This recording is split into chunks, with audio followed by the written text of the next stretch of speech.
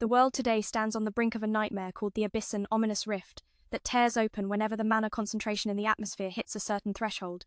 From this fissure pour forth demons of unimaginable power, born from the demon realm. The larger the abyss, the fiercer the fiends that emerge. That fateful year, a level 12 abyss appeared over Noin's homey, a scale of terror so colossal it was dubbed a super catastrophe. This abyss marked the night when Noin's world was shattered. Noin's homeland was ravaged by the Demon Lord's invasion, wiped clean in just one merciless night. Yet, salvation came in the form of his grandfather, once a legendary hero, now long retired, his weapons untouched for years. To save his grandson, he was forced to wield them once more. He instructed Noin to hide deep within the underground bunker until his return. Noin begged him not to go, fearing the worst without parents. His grandfather was the only family left, the last pillar of hope. His grandfather, stern and resolute, scolded Noin not to underestimate him, for he was a force called Overdead, the immortal demon. Though willing to risk everything to protect his grandson, he believed victory would come swiftly. The battle unfolded like a symphony of destruction, the lone hero facing down the abyssal horde. At dawn, the Demon Lord was defeated. Noin stepped outside, heart pounding, only to witness a sorrowful scene. His grandfather had triumphed over the Demon Lord but could not conquer the ravages of age. Exhausted and bleeding heavily, he knew his time was short. With fading breath, he shared a harsh truth. In the life of a mercenary, each fight could be your last. Noin's childhood dream was to become such a warrior, and even now, witnessing this sacrifice, his resolve remained unshaken. Seeing Noin's steadfast determination, his grandfather made one final promise, that Noin would become an unbeatable mercenary. Those words brought peace to the old hero's soul as he closed his eyes for the last time. The loss of his last loved one tore at Noin's heart, yet sorrow did not break his spirit. For 2 years, he pushed himself endlessly, striving to live up to the heroic legacy left behind. But fate plays cruel games. The heavens envied Noin's brilliance, granting him a mind sharp beyond measure, yet binding his strength to mere support.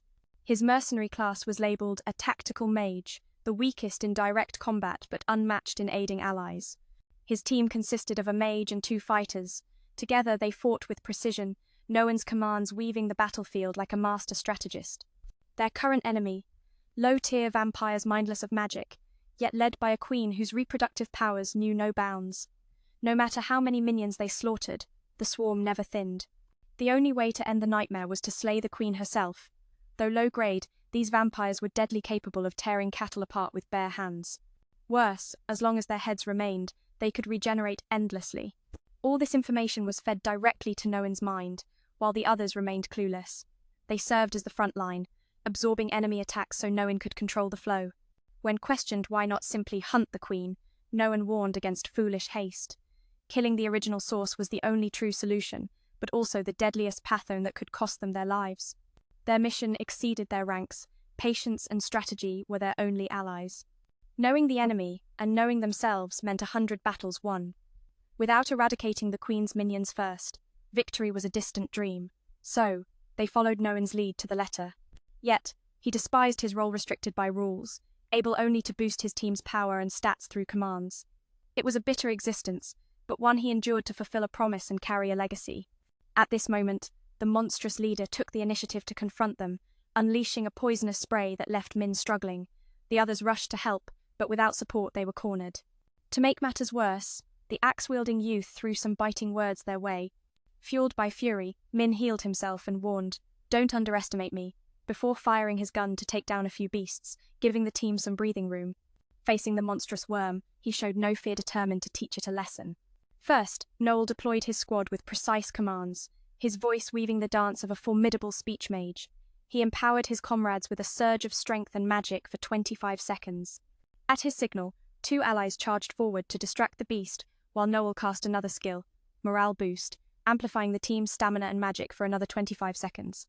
He called on his friend Tanya to bolster Lloyd and Wanta's defenses, setting the stage for their counterattack. But danger lurked. Several beasts lay in ambush, forcing Noel into a tight spot. He used Spirit Release to help Tanya keep a cool head, while he vowed to handle the hidden threats himself, so the 3 could focus on the main monster. To survive the 74-second ordeal, Noel unleashed his magic gun and a paralyzing command, freezing 3 beasts in their tracks. For a speech mage, these were not just tools, but lifelines to protect oneself. After firing a freezing bullet, Noel took down most of the enemies, but one managed to escape. Thanks to his razor-sharp mind and flawless timing, he survived. Then, he empowered his two comrades further before they launched their finishing moves. With a devastating final strike, the boss monster was wiped out. But when they turned back, Noel was stabbed luckily. The claws didn't pierce through, a testament to his perfect calculations. He knew that defeating the mother beast meant the rest would fall too. As the battle ended, the abbeys vanished. The three comrades admired Noel's leadership but warned him his reckless own misstep could have cost him his life. But Noel thrived on this danger. It was his crucible for growth. His grandfather had once laughed at his self-doubt, seeing in him not just his mother's spirit but a rare talent, something his grandmother never had. Despite being a speech mage, Noel's potential promised he'd become the strongest. He never forgot his grandfather's words and trusted himself deeply, knowing he was evolving rapidly. Even if he was the weakest speech mage now, he would surpass his grandfather's heroic legacy someday. Currently, the group lived in the imperial capital, a place thriving thanks to magical civilization. Compared to other regions, this city birthed more abyss, attracting a diverse mix of people with the power to defeat and cleanse corrupted lands. At 15, gifted individuals could become speech mages like men, but this profession meant Noel couldn't fight alone. After completing a mission, their reward reached a staggering 5 million, the highest since the team formed a year ago. To chase his dream of becoming a hero, Noel relied on his teammates to gain experience and test his unconventional combat ideas. Wanta noticed that despite the reward, Noel didn't seem happy. When asked, Noel confided any worries to Wanta, even jokingly suggesting he could share over cooking oil. Maybe he was upset that since he didn't personally slay the boss, his cut was smaller than the others. If that wasn't enough, after drinking, he'd often reminisce about his late grandfather, who had taught men that if you chose this path, money would haunt you. But money was also a tool buying happiness and essentials for exploring necessary for rapid growth. Noel believed that a skilled speech mage must wear the slander of others like medals, refusing to be underestimated. He immediately teased his friend when the latter complained about Noel's reckless reputation harming the team's image. Taking responsibility, Noel declared Wanta the most admired member, a remark filled with biting sarcasm. Wanta fired back, comparing ages since he was 2 years older. Noel retorted that in their line of work, strength mattered more than age, especially since Wanta only gave orders from behind the scenes with no real power. That hit hard, but Noel stayed calm, seeing their words as honest reflections. Loin had to step in, calming the brewing conflict to avoid tearing the team apart. Noel was well liked by Tanya, who was in a relationship with Wanta, stirring a bit of jealousy. That evening, after dividing their earnings and paying operational and repair costs, Kaya was a bit disheartened. Hard work barely yielded much, but their shared wealth steadily grew. Loin believed soon they would receive bigger commissions. Noel thought missions like this were rare and never their turn. Unlike official guilds, they only got scraps from those groups. So, he planned to establish their own guild to accelerate their rise. Their current joint funds stood at 12.8 million, but forming a guild required at least 20 million. Noel offered to cover the difference himself, arguing that instead of scavenging leftovers, creating a guild would speed up their earnings. Loin opposed, citing many expenses ahead, but Noel was determined to take charge. If they continued like this, decades might pass before they advanced. Wanta, gruff but understanding, agreed with Noel's vision. They'd studied the past year and knew that just having a good appearance would earn them missions from the nation. Loin was quite attractive, so once famous, they'd be valued by the country and become public faces for speech mages. Reality showed that successful guilds always had handsome or beautiful members, securing sponsorships and advertisement deals. The bond between Tan and his comrades has blossomed into love, leaving Wanta feeling a twinge of jealousy. That afternoon, the group began splitting their earnings after covering operational and repair costs. Kia, feeling disheartened, realized that despite their hard work, their rewards were minimal. Yet the collective wealth of the group continued to rise, and she thought it wouldn't be long before they would receive a hefty commission. However, there were still countless other guilds out there, unlike them, who received missions directly without brokers. They were merely picking up scraps left by others. Wanta was plotting to establish such a guild, believing it would accelerate their rise. Currently, their shared assets stood at 12.8 million, but to form a new guild, they needed at least 20 million. So, Noel proposed to cover the shortfall, arguing that instead of scavenging like they were now, forming a guild would yield faster profits. Loy was hesitant, citing numerous expenses that would arise, but emphasized that they could manage those responsibilities. He urged everyone to consider that if they continued on this path, it would take them decades to progress. Wanta, though slightly irritated, completely understood his point and agreed with the idea of creating their own guild. Over the past year, Noel had done thorough research. All they needed was a charming appearance, and the nation would assign them missions. Loy was quite attractive, and with fame would come recognition, potentially making them representatives for the profession. Reality had shown that all successful figures were strikingly handsome or beautiful, and guilds that thrived often had members who fit that mold. Consequently, they received numerous sponsorships and advertising contracts. The discussion was still ongoing, so Loy would make the final decision. If things didn't go as planned, Noel intended to reclaim his investment and leave the group in search of his own desires. Upon hearing this, the young man had no choice but to agree. The next day, however, the couple had vanished with all the team's money. Wanta was shocked as he reported the news, causing him great distress. When Noel read the message from the two traitors, he discovered that Loy had used their 128 million for an investment that had failed. After Wanta confronted him about the money, they had fled in fear. The situation struck men as absurd. While Wanta was deeply worried about his lost funds, he couldn't help but chuckle at the foolishness of the couple for daring to do such a thing. Normally that guy pretended to be innocent, but it was merely the tip of the iceberg underneath. His true nature was as rotten as they come. Men confirmed once more where his friend had obtained that letter, recalling that he had passed by Lloyd's room and inadvertently overheard a conversation. While Wanta fretted over the lost fortune, men couldn't help but laugh at the foolishness of that reckless pair. Normally, Loy wore the mask of innocence, but that was just the tip of a rotten iceberg beneath lay a heart filled with nothing but filth. Men's amusement was tinged with bitter truth. He double-checked the letter's origin, tracing it back to a visit to Lloyd's room, where fate led him to a chance glimpse and a hurried message. He dashed over to share the news. The rendezvous was set for today. Yet yesterday, Wanta had caught wind of a golden opportunity, a job too good to miss. So he rushed to inform the captain, only to find the couple had already vanished. His inquiries at the inn revealed they slipped away the previous night at 8 just as Dodo was closing its gates. The timing was precise, almost too perfect for a midnight escape. By the time the sun rose to 9:30, they'd been on the run for half a day. If they could predict the escapees' path, tracking them down was still possible. Cheap tricks like stalling meant nothing to Noel. He calmly began crafting a plan. First, find their destination. Lloyd and Tanya's exit and entry records would lead the way. A mounted chase promised to close the gap quickly, but the real challenge lay in what came after, deciding how to deal with the two fugitives. Wanta wanted to storm out immediately, but was held back. Rash moves risked disaster. His brawn screamed for revenge, ready to crush the traitors, yet when asked if he could take on Lloyd alone, hesitation crept in. With men's support, fighting back was feasible, but Tanya's involvement complicated things. Mishandling the situation could spark a deadly showdown. The letter hinted at debts being paid off, suggesting even catching them might not recover their lost fortune. The stakes were high and tangled. The betrayers must have foreseen this. No doubt they prepared for every angle. Wanta seethed. Was he really to swallow this bitter pill in silence? Then Noel's sinister grin emerged, promising vengeance multiplied 1,000-fold. Donning their gear, they headed to the warriors' gathering spot, seeking allies. Noel called Wanta foolish, yet capable, a skilled fighter. With a sharp mind guiding them, he urged trust and obedience to the plan. Noel, with a sinister grin, declared that his principle was to retaliate 1,000-fold.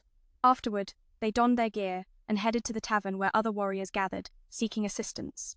He bluntly told Wanta that while he was foolish, he was not useless. He was a talented fighter, and with Noel's clever mind, they could trust him to orchestrate their plan. Inside, Noel rallied the seers for help, explaining that 2 members of their guild had absconded with their funds. Thus, whoever captured them would receive a reward of 2 million.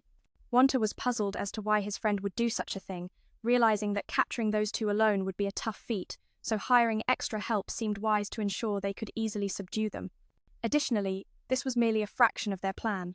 Several teams eagerly accepted the mission, spurred by Noel's promise of cold, hard cash upon success. Spirit's sword-free time meant no pressing duties. So, the hunt began. All men provided was the critical timestamp. The lovers' flight had begun the previous evening. Now, the chase was one every second a pulse in this unfolding tale of trust, betrayal, and the relentless quest for retribution. In the grand scheme of his plan, he wanted Wanta to remain calm while he acted swiftly. Several groups had already been commissioned to capture Noel, who confidently stated that upon completion, they would be paid in cash immediately, igniting excitement among them. With some free time and no missions at hand, the group set out to gather information, with only the timestamp of the fleeing couple provided, last seen escaping just last night before the main gate was closed. To avoid detection, they had travelled on foot, which meant they hadn't gotten far. After waiting a bit longer, Noel began to think he had miscalculated. However, at that moment, the person he was targeting revealed himself an eyewitness who had seen Loin and the other leave. He foolishly believed he would receive 2 million, but Noel, ever shrewd, negotiated it down to a mere potato, knowing that his crew couldn't take down that couple alone. Thus, he and Wanta would accompany them for support. Naturally, the reward would decrease, but with 4 individuals on their side, all of whom were weaker, Noel felt confident enough not to raise the price. So, he proposed that he and Wanta would accompany the team to assist, naturally lowering the bounty reward. The team had 4 members, but all looked like worn-out rags. Reading this greedy man's mind, Noel felt confident not to raise the price any further. Seeing the cold determination in Noel's eyes, the man reluctantly accepted the deal, hoping to receive the reward immediately after completing the task. Deal sealed, everyone set off. However, Min had other plans, asked his friend to accompany the old man's team and wait for him at the South City gate. Soon, Min finished preparing and headed out alone. Before leaving, Wanta worriedly asked if they could really face those two. Min assured him they could fight and that this time there'd be no mercy. He reminded his friend that he always expected betrayal. After all, humans are prone to fatal mistakes. It sounded harsh, especially since they were comrades. But for Noel, trust isn't blind faith. Suspicion is survival. With his mind steady, unlike Wanta's doubts, the duo escaped by afternoon as expected, reaching a village to rest. Knowing the money was lost for good, Noel would have let it go, but their every move had been exposed. Soon, 5 others surrounded the 2 traitors. Using his abilities, Noel froze them in place, rendering them helpless. Loin, now weaponless, meekly apologized, which made Wanta furious, ready to punch him only to be stopped. First, they needed answers. About the letter's contents and the sum of over 12 million having been lost in investments, they asked where the new mission money came from. The man claimed he used it to pay debts, but Noel saw through the lie had gambled it all away. After heavy losses and borrowing from unsavory characters, they drained their fund to repay debts. The new funds from the latest mission were also gambled away. Hearing this, Wanta burned with rage. The money was earned risking their lives, yet it was handed over to that fool's father. The man blamed them for not understanding the pressure of being leader, but Noel wasn't having it. After taking a hit, Noel's usual mild manner vanished. Beneath that calm was a fierce resolve to do whatever it takes. Moreover, this idiot had insisted on being leader. No one forced him. So, they tore the young man apart. Loin begged for mercy, and was punished with another 1,000 kicks. Tan also tried to help, but to no avail. Noel asked Tan if she wanted to take the hits instead, but being an equality advocate, he believed no one, regardless of gender or rank, deserved special treatment. Everyone got hit. Then he used his mind-reading magic to force the truth out. As expected, even she was addicted to gambling, just like her lover. All this ruin was caused by Loin's foolishness, losing everything. After regaining consciousness, Tan spoke about M's wrongdoing, interfering with others' minds for personal gain, which by law meant imprisonment. But at this point, M wasn't scared. She was embezzling the team's funds. The Empire's law allowed interrogation using such mental skills during investigations. Ironically, M and her lover were the ones who should be locked up. According to estimates, they faced at least 10 years of reform labor, forced to work till exhaustion. Their friend, hearing the long explanation, demanded his money back immediately. Noel, wary of being tricked, refused, unaware that M was getting heated. He was soon overwhelmed, coughing up blood and fainting on the spot. This technique, called heart shock, was passed down from his unclear powerful blow delivered directly over the heart, temporarily paralyzing it. Its advantage, no matter how strong the opponent, they lose consciousness gradually. Since Noel was a mind mage without self-enhancement abilities, his grandfather made him master this defensive technique early on. At that moment, the man who had called earlier arrived. He was Foco, a slave trader, and true to his title, obsessed with special goods. He was also quite close to M. The family head came personally to negotiate. Though he seemed friendly, Foco was a double agent working for the Empire's largest mafia and was the notorious Bazzini family's overlord. Even the Imperial Army respected him. Because of his two-faced nature, people called him the Mad Clown. Wanta was shocked when the conversation revealed that the powerful figure was the one they'd come to see. Noel had guessed from the start that the two lacked money to repay debts. Throwing them in jail wouldn't yield profit. The best option was to sell them to the slave trader for profit. Both parties benefited. Tan and the others refused and were given a choice: 10 years of forced labor in prison or becoming slaves to wealthy clients to earn money. Survival rates working in the prison mines were only 2%. If they didn't die, they'd be crippled. By release, there'd be nothing left of them. Hearing this, no one had any words left to say. During the price negotiation, Foco inspected the merchandise and offered about 6 million for the two. Noel thought it too low and asked why. Foco whispered that the Holy Church was about to issue a decree promoting simple, austere living, which would impact the slave trade business. Extravagant spending would be restricted, so buying prices were naturally depressed. But Noel knew better. The infamous Bazzini clan was known even to the Imperial Army, and due to his double-faced nature, he was often referred to as the Mad Clown. Wanta was taken aback when Noel mentioned meeting this powerful figure. From the start, he had guessed that the two wouldn't have the money to pay. Throwing them in jail wouldn't yield any profit either. The best option was to sell them to a slave trader. If they disagreed, they would face the choice of a 10-year prison sentence, with forced labor or becoming slaves to the wealthy. They knew that the chance of survival in the mines inside the prison was only 2%. Even if they didn't die, they would be crippled by the time they got out. Upon hearing this, the group fell silent. When it came to haggling, the trader initially offered around 6 million for the two. Noel found it to be too low and inquired. The trader whispered that the Holy Church was about to issue a doctrine promoting a simple, austere lifestyle which would affect their slave business, leading to diminished profits. So sensitive, it must be that the purchased item was a rare gem, something so elusive that it sent prices soaring for everything else. Waiting for scarcity to hit the market again could triple the profit. But in reality, Finkio only had to fake 15 million to our side. If this got out, it would be a disaster. Yet Noel saw it as just a playful move for him. Listening to his clever calculations, Finkio finally sealed the deal. Seeing that Finkio was calculating reasonably, he agreed to the deal, paying the hefty sum of 15 million while inviting him into the family for more benefits, which was declined. The foolish old men were threatened, and one wrong word would lead to their exit. Fearing Britannia, they desperately pleaded with Noel for help, claiming they were teammates. But he thought, no teammate would gamble away their hard-earned money. Turning to Wanta for assistance, he was at a loss too. In the end, both got scolded like dogs by that seemingly gentle but fierce girl, burning with bitterness. After all this, our guy seemed genuinely sad. Turns out he quite liked her. The old men? Noel gave them 1 million each, just like the bet earlier. Though stung, they had no choice but to accept. They called men a demon disguised as a human, and honestly, that fit perfectly. A few days later, Wanta decided to leave and start fresh elsewhere. Noel went out of his way to see him off, happy to do so. Of course, they split the money and even gifted him his favourite bottle of liqueur to drown the sorrows.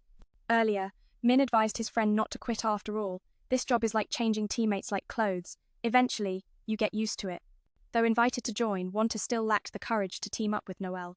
As men left, he wondered if this person had any trace of humanity left, because back then Tanya loved him deeply, yet the thing he truly sought wasn't love.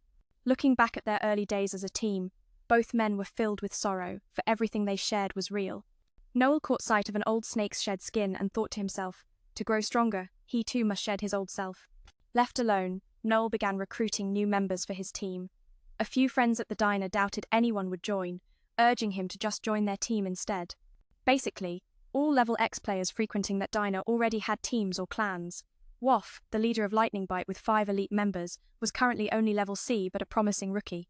They desperately needed a voice mage like Men to advance, so they kept pestering him. Noel was at his wit's end with this friend, no idea how to make him understand. The other members were more level-headed, warning Woff to stop and not put Men in a tough spot.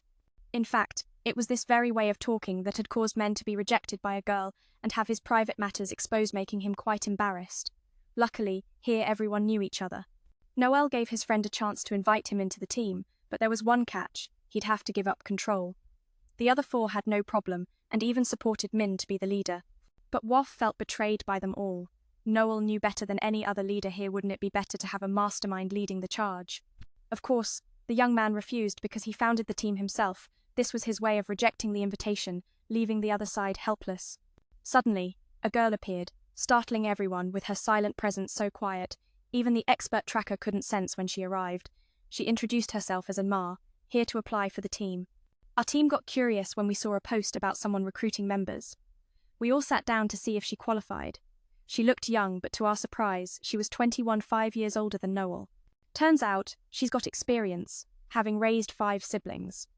The others asked about her interests and job, learning she's a C-rank scout, but her skills run way deeper than that. This piqued Noel's interest.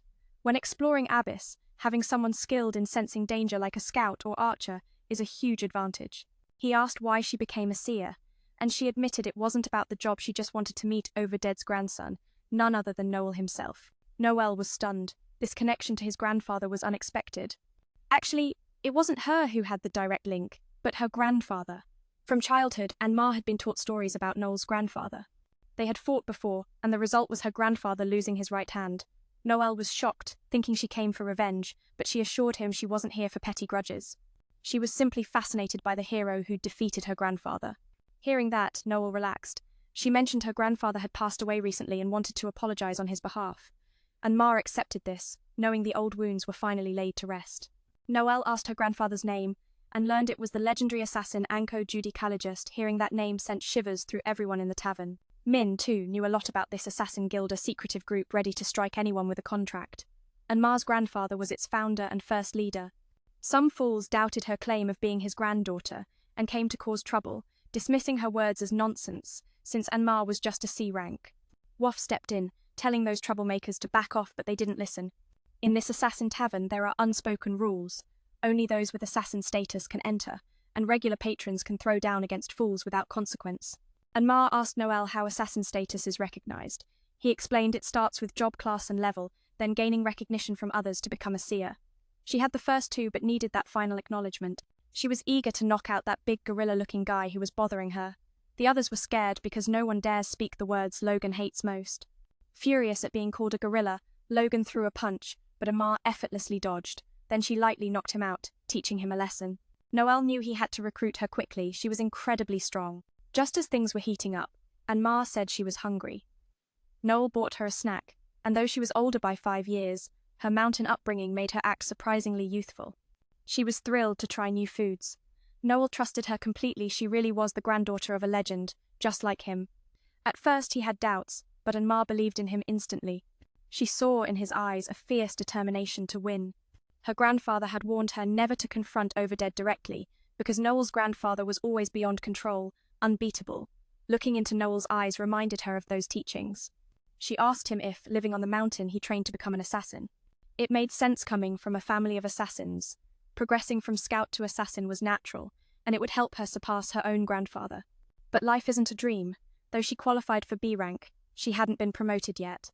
Normally, to join the guild founded by her grandfather, candidates must pass an entrance exam. Her opponent was too weak for her level, and when he attacked first out of spite for being looked down on as C rank, she quickly overwhelmed him. Even though she was still a scout, Anmar planned to scare him so badly he'd wet his pants. Her grandfather had taught her that strength is everything. Here even killing a mosquito is no big deal. The opponent thought this was an old-fashioned mindset, but Anmar didn't care and struck again until the examiner stopped her. The examiner was very powerful, making her cautious. Then she failed the test, deemed unfit as an assassin because of her old-world mentality. Her skills were undeniable, but she was kicked out. She was frustrated. The guild had reformed under a new leader. The old ways were gone. Since her grandfather's time, the guild was a big fish swallowing small fish, independent but now controlled by the Empire. Assassins were officially recognized by the government, shifting from killers to intelligence operatives serving the nation. This was the guild's future. All this was top secret, yet she told Noel anyway, making him wonder if assassins might come for him to silence him. And Mar's goofy nature made her forget the secrecy she was supposed to keep. Noel was speechless. Though she was older, she was still a bit clueless. Seeing her worry about potential danger, she took on the role of protective big sister. Noel wasn't sure whether to feel happy or worried about having such a quirky sister figure. The next day, the duo headed to the forest to test Anmar's compatibility with the talking technique user skills. Anmar didn't know much about different buffershare. New people like Noel couldn't fight much but excelled at support. Noel explained everyone has their own playstyle, and he had many support skills, so he had to pick the right one for each situation. He had a super powerful skill that could decide battles, but if used wrong, could wipe out the entire team. She wondered if her skills would be compatible with the Buffmaster. The girl didn't know much about the types of buffers, only that people like Noel lacked strong combat abilities but excelled in support. He explained that each person had their unique way of buffing, and he possessed many enhancement skills, needing to choose what was most suitable for different scenarios. Among them was a super strong skill that could determine the outcome of a battle, but if used incorrectly, it could wipe out the entire team. Thus, a buffer like him must see through the unfolding situation to deploy buffs effectively. In this manner, Noel could maximize his teammates' combat capabilities. Victories and defeats rested on the buffer's shoulders. Meanwhile, Noel was incredibly confident in his talent. Typically, buffmasters would not engage in combat, but he was different. having been trained by his grandfather from a young age, or he wouldn't have made it this far. Their first mission was to hunt monsters, creatures altered by ABS. While not as strong as Boo, many were still quite dangerous. Hunting these types was also a job for the seer. The target was a horned rabbit made of steel. It looked beautiful, but this type was very aggressive, so caution was necessary. This hunt also served as a test of their inherent abilities. Even without being buffed, she could still manage. If combined with Noelle's strength, it would be even easier. The key was whether she could control the power after it was enhanced, as scouts like Anma had an acceleration skill. With that, she could increase her speed 5-fold. Initially, she couldn't control it but had to train gradually. This was the aspect he was speaking of. When receiving buffs, users needed time to adapt. His old team also required a chance to familiarize themselves, as their future operations depended on this trial. Therefore, he wanted her to give it her all, estimating that there were about 13 rabbits nearby. This was exactly what Noel meant when he said users need time to adapt. His old team also required a win to get used to their abilities. Their future missions hinge on this trial, so Anma must give her all. According to her estimates, there are about 13 rabbits within a 200-meter radius. Noen starts by boosting Anma's speed and strength, flooding her body with energy. As long as she follows Noen's command, her power will keep rising. Now, with her terrifying top speed unleashed, it's time to see what she can do. The countdown begins in seconds. If she catches even one rabbit, she passes. At Noen's signal, Anma activates her speed frenzy, dashing forward at the speed of sound. She's so fast, so precise, she catches all 13 rabbits in just 8 seconds without harming a single one. To pull off such a feat on the first try, that's the mark of a prodigy. Add to that her innate talent, inherited from the legendary assassin, and it's no wonder she turns heads. Passing the test means she's earned her place on the team. Now, alongside Noel, her first mission awaits. Together, they set off to a village plagued by bandits. The excitement radiates from Anma having lived in the mountains. Every new sight is a thrill. Noel warns her that while the start might be fun, the road ahead to Min Village will be grueling. To pass the time, he explains the role of a seeker in detail. These explorers branch into many specialties, not just bounty hunting like they're doing now, but also monster hunting and treasure seeking. This particular job, assigned by a local lord, was outsourced to the Seeker Guild due to delays. The task doesn't bring much gold, but it helps the poor villagers band together and survive hardship. Anma finds joy in this purpose. By afternoon, they pause in a town along the way to rest overnight. Every inn is packed until nightfall, when they finally secure a room for 2. Noel's kind nature shines as he offers Anma the bed, but she insists they share it's a small comfort amid their tough journey. After Noel washes up, Anma admits he's got the body of a wild beast, clearly hardened by intense training. Sadly, despite all his conditioning, Noel's vocation isn't fighting. No matter how much he trains, he can't match others in combat. It's a bitter truth, and Anma can't help but think that if he were a warrior like his grandfather, he'd be the strongest among the Seekers by now. Frustrated, she playfully uses his innocence against him, giving him a light flick on the head for speaking nonsense during their break. Yet, deep down, she respects his spirit. The next morning, Noel wakes up struggling for breath. Anma had pressed his head into 2 giant steamed buns as a joke. Soon after, they arrive at the familiar village, greeted by the village chief. Seeing a stranger with Noel, the chief inquires about the rest of their team, curiosity flickering in his eyes. This meeting marks the beginning of a new chapter where friendship, trust, and battles will intertwine in ways neither could have foreseen. Anma's growing admiration for Noel is clear. His body, his spirit, and his stubborn kindness all stand out. Yet the reality bites. Noel's path isn't the battlefield, but something else, something only he can fulfill. Their journey together is a dance between strength and heart, skill and soul. As Anma recalls her grandfather's words, she realizes that even the mightiest seeker started with humble beginnings, and that true power comes from within. This story isn't just about hunting bandits or chasing glory, it's about finding who we are when the dust settles. If you've ever felt caught between strength and doubt, between duty and dreams, let Anma and Noel's journey remind you. Sometimes, the greatest battles are fought within. And if you find yourself lost, remember even the smallest spark can light the darkest path. Thanks for walking this road with me. Not one for long explanations, they said. The others had already retreated, leaving just me and this older sister. Though it's only the 2 of us, Anma's strength is formidable, so I told him not to worry. After that, the duo was invited inside the house.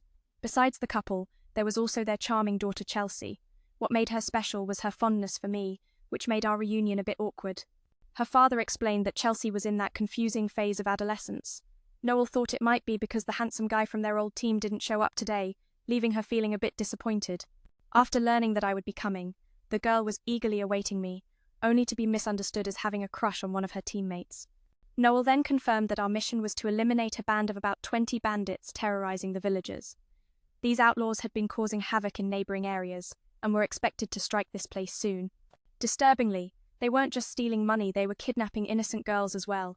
When asked about their hideout, it was located in the eastern forest. With this valuable intel, preparations began. I insisted on getting paid up front. From the letter, the reward was around 200,000, with an extra 300 if the mission succeeded. Though dangerous, the 500 total felt a bit low, but this was about helping people live peacefully. Surprisingly, the village chief immediately handed over a deposit. Previously, it took much bargaining to get even a price, so I grew suspicious that something was off. For now, we focused on the mission and would settle the remaining reward later. Outside, the older sister showed clear annoyance at that bald old man who kept leering at her. Even her younger brother was shocked. How could someone with a wife and kids act so shameless? Anma felt disgusted. Suddenly, Noel's beloved little sister ran over, sensing we were about to head off to punish the bandits. Chelsea sent her warmest wishes and words of reassurance before I left, even showing off the protective gear I had taught her to make on a previous mission. Seeing how much affection she had for her brother, Anma couldn't help but feel a twinge of jealousy and asked me to teach him how to make toys like that to brighten the village kids' lives. Chelsea also revealed she still treasured the gift Noel had given her before, treating it like a precious treasure, which made me smile. The adorable little sister promised to wait for her brother's return to cook a celebratory meal. Once she left, I asked the older sister what was making her look so intense. Anma, despite her cold exterior, had a soft and charming heart and seemed to effortlessly win over girls. I joked that the innocent Chelsea might be in for some trouble with him, which made me half complain, half tease Anma for being a big-breasted girl, which left me wondering if I was insulting or praising her. Later we found the bandits' hideout. Initially we thought there were about 20, but it turned out to be double that.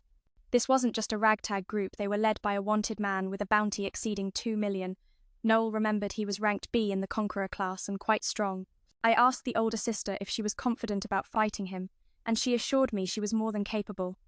The real challenge was the sheer number of henchmen. If they all charged at once, it would be tough, but I said I could handle that.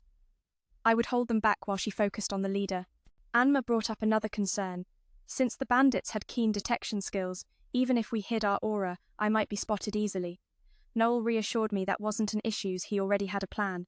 Using her stealth skills, she slipped close to the leader, while I stayed back to observe and communicate through our telepathic bond, a unique connection like mind reading.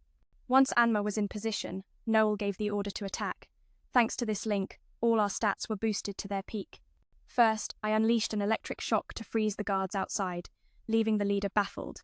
As he dropped his guard, Noel struck, killing him swiftly. When the henchman regained consciousness, the real battle began. Noel instructed the older sister to disrupt the enemy formation and wait for my backup before fighting seriously. Anma effortlessly took down 5 or 6 opponents, clearly enjoying the thrill of the fight. I told her to hold them as I dealt with the rest. By the time I arrived, half the gang was already out cold. The two of us teamed up, throwing stun bombs that immobilized everyone. Noel then unleashed a fiery barrage, scorching the area and leaving them in agony. In the end, the entire bandit group was wiped out. I brought back the leader's severed head as proof to claim the bounty. The village chief was overjoyed that the bandits were eliminated and invited us to rest before paying the remaining reward. Since the younger sister had already invited us for breakfast, Noel gladly accepted. Over the meal, we learned Chelsea aspired to become a seer like me, helping the people. Curious if she had the talent, I explained that anyone could become a seer as long as they lived well and stayed healthy first. Those interested could register with the government and attend free training at the Imperial Academy for 2 years. If they excelled, they could become official seers. Starting a new life wouldn't be easy. City living was expensive, so I advised Chelsea to save money now. She should begin with supportive tasks alongside other seers to gain experience. Hearing this, she was thrilled and eagerly wanted to join my team. I promised that if she met the criteria, I'd happily recruit her. Feeling motivated by these words, she vowed to work harder. The couple then brought out some wine worth 100,000, which made me suspicious. Though the chief claimed it was for a special occasion, it seemed odd to celebrate with only 2 small glasses. I complimented the wine, saying it was excellent, and insisted the host drink first.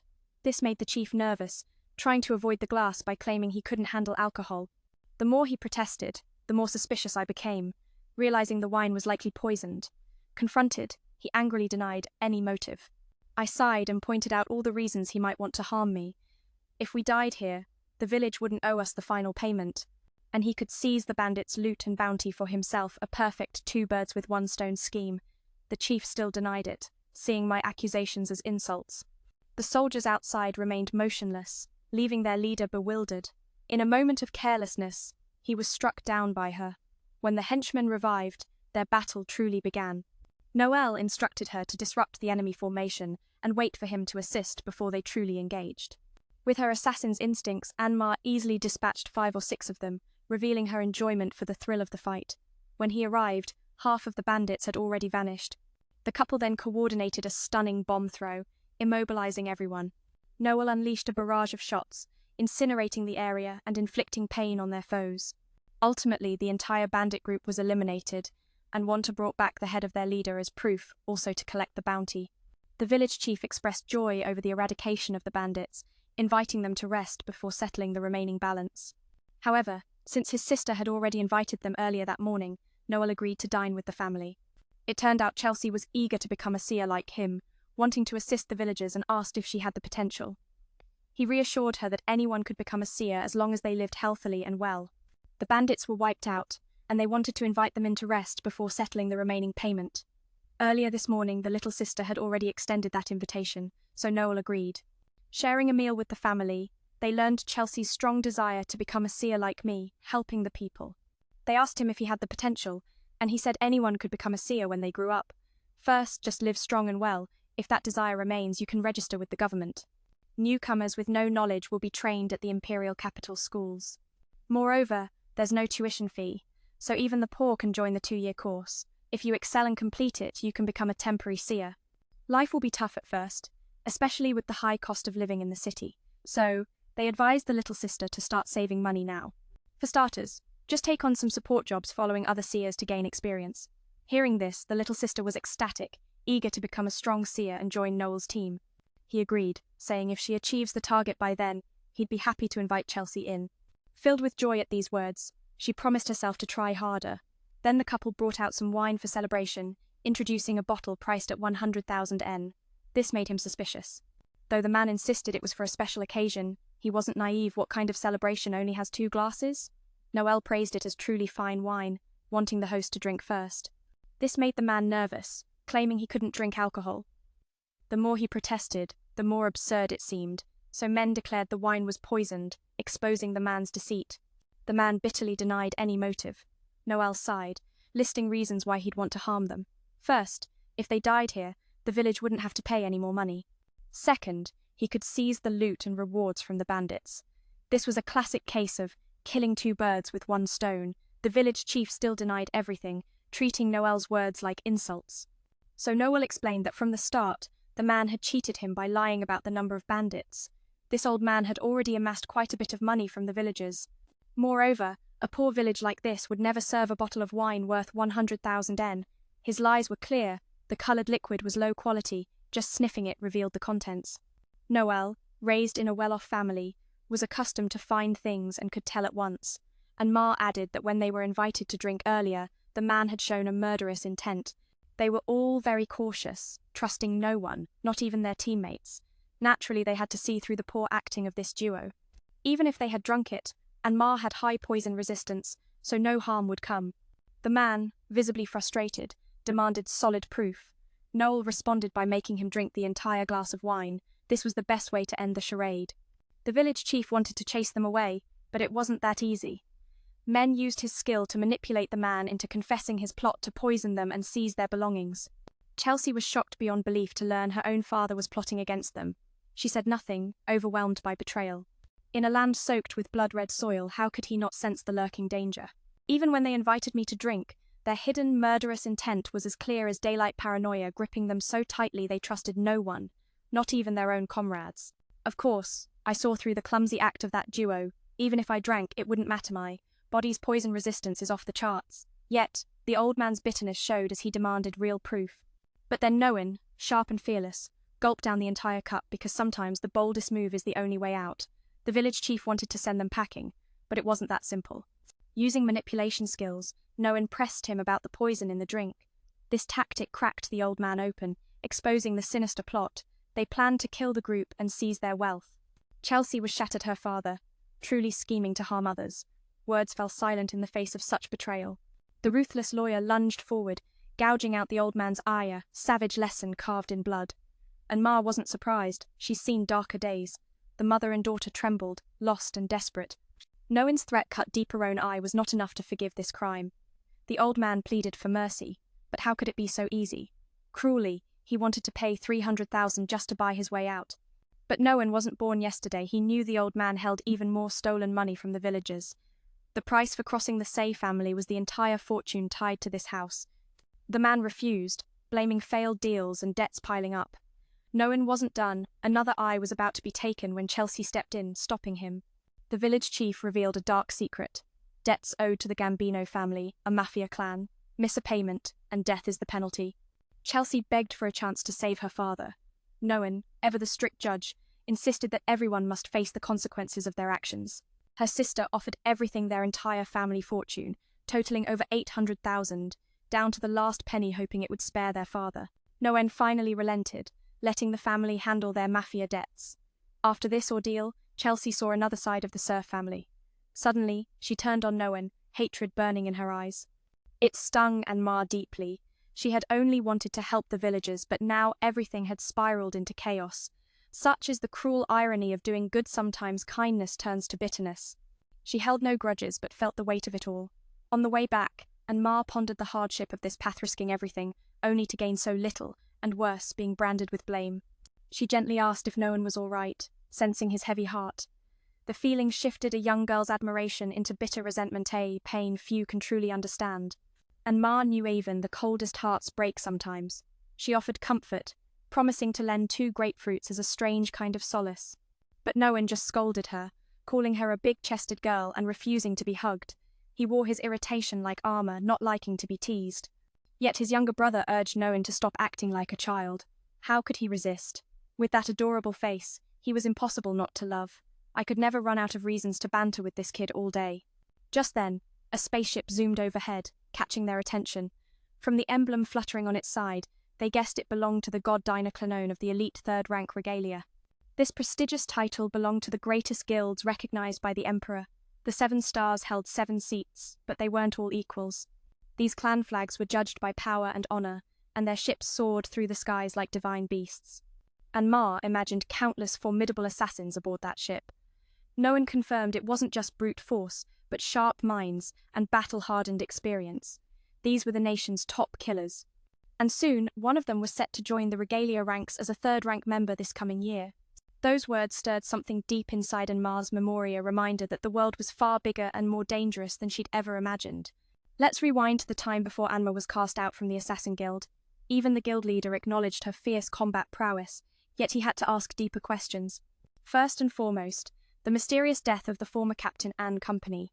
It turns out, Anma was behind it. The guild leader admitted coldly that the so-called Grim Reaper was nothing but a failed relicant, so he let Anko slip away. When pressed for reasons, he revealed that Anko was a soul twisted by a terrifying ambition for power, chasing it until his last breath. Indeed, Anko was a Grim Reaper in human form, yet he fell before Mayen's grandfather. This defeat ate away at his spirit. In truth, Anma isn't the granddaughter of the legendary assassin Anko, but his blood-born daughter conceived as a mere tool. That old man raped her mother, bringing Anma into existence as one of his many failed experiments. After Overdead defeated him, he vowed revenge by creating a superior version of himself through his children. The result? Half-siblings forced to spill blood upon each other since childhood. Because of Anko's warped obsession, all of Anma's siblings were banished, and Anma herself was the perfect creation. Hearing this, the guild leader declared he could not harbor her. But before leaving, he warned her to keep this dark truth a secret. Yet, Anma soon confided in her mother and then Noelle about the grim truth. The assassins would now serve the Empire as a government tool killers, no longer rebels. The old ways were dead, and she didn't fit into this new world.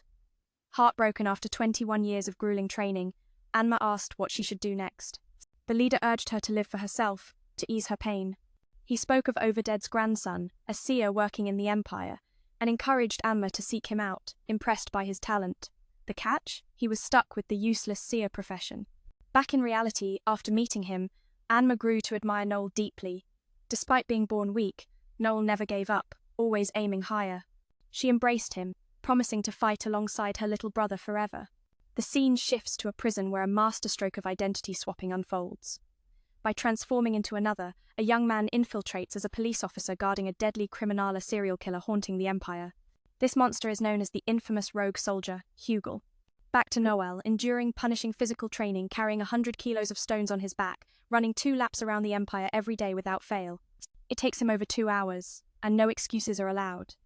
This is the harsh legacy his grandfather passed on when Noel expressed his dream to become a seer.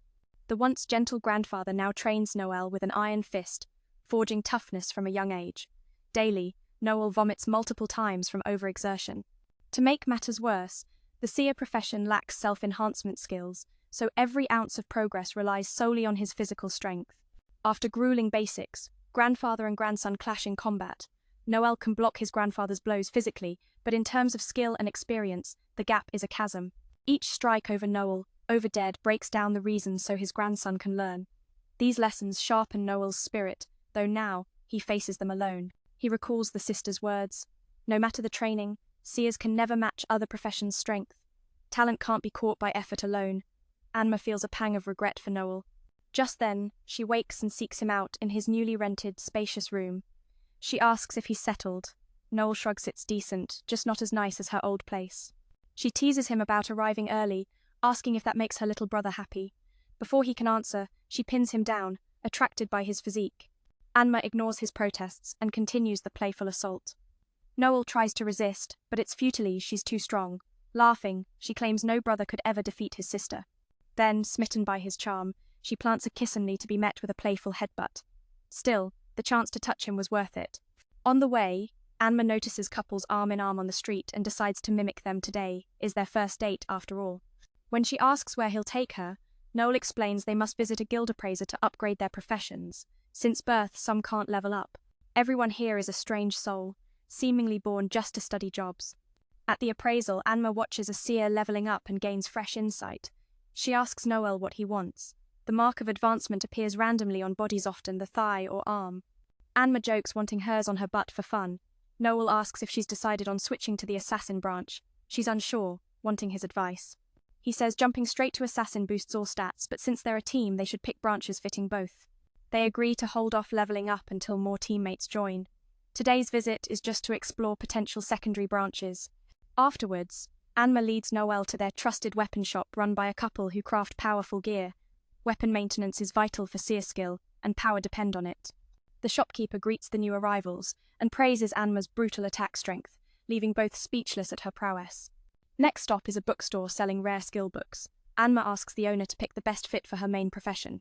Skill books vary by job and are sold in different locations, so she leaves Noel here to shop while she continues elsewhere. Before leaving, she warns him to spend only 1 million coins, strictly on skills, no nonsense. Anma nods obediently, but her face betrays mischief. Sure enough, later she splurges on a giant teddy bear to hug. Luckily, she buys a skill that pierces armor perfect for her throwing attacks, cutting enemy defense in half, costing 800,000 coins. The teddy bear costs 200,000, making exactly 1 million spent. To her, the bear is a comfort, a stand-in for Noel's embrace. The mix of practical power and childish whimsy perfectly captures Anma's complex soul torn between ruthless assassin and loving sister. This moment is a brief, tender pause in their relentless journey. As their story unfolds, we glimpse not just battles and betrayals, but the fragile bonds that hold these broken souls together. And if you've ever felt lost between duty and heart, take a breath and ask, where would you stand? Would you fight alone, or hold on to those you love? Thanks for sharing this voyage with me. Just now, Men had finished a deal. Though it blew past the original budget, the skill he gained could banish death itself in a blink. The Purification Soul Sword cost 3 million, a steep price but worth every coin for its many uses. Suddenly, Noel ran into an old acquaintance and made Ma wait here. She was annoyed, left hanging while he went off on a date. Classic young guy move. Later, he headed to the slums to meet Loki. At first, he sneered at having to meet in such filth. But when he learned his friend was in danger, he swallowed his pride. Men had already done his homework. This was info on prisoners, rumors swirling around them. Loki, honestly, might be crazy for wanting to recruit a murderous demon as an ally. If only they could get the elite soldier Hugo back, the team's firepower would skyrocket. But of course that came with huge risks. First, selling comrades into slavery for cash. Now, trying to recruit prisoners as replacements. Only someone as wild as him could pull that off. Noel called that a compliment, but Loki wasn't one to back down either. He was a top-tier info broker in the Imperial capital's underworld. His job? A mimic mage who could transform into anyone he'd seen, with a cunning mind that could infiltrate any place. This was a rare profession. Even the warrior assessors couldn't fully grasp it. Noel even asked if the face Loki usually wore was his real one. Loki paid extra for proof, since they'd been tight for a while. He also revealed something free. A dangerous new drug was spreading in the slums, flooding users with euphoria but driving them mad. That's why violent killings were on the rise. Noel figured if such a drug hit the streets, the Luciano clan wouldn't stand for it. He thought the mastermind behind this was foolish. Loki then dropped a bomb. The drug's source was a branch of the Luciano family itself. This area belonged to the Gambino clan, led by Am, a man rumoured to be deadly. Meanwhile, Anmar, tired of waiting for men, had nearly devoured the whole menu and was scolding him for ignoring her feelings. Just then, Tinko crossed paths with Lyra and ended up spilling his heart out. After getting the scoop, Noel grew worried. The previous Gambino leader had recently died, handing all power to his son. The territory was a nightmare. Even someone like Foko treaded carefully there. Suddenly, he noticed a young beggar whose face was strikingly different. Clearly, a stranger.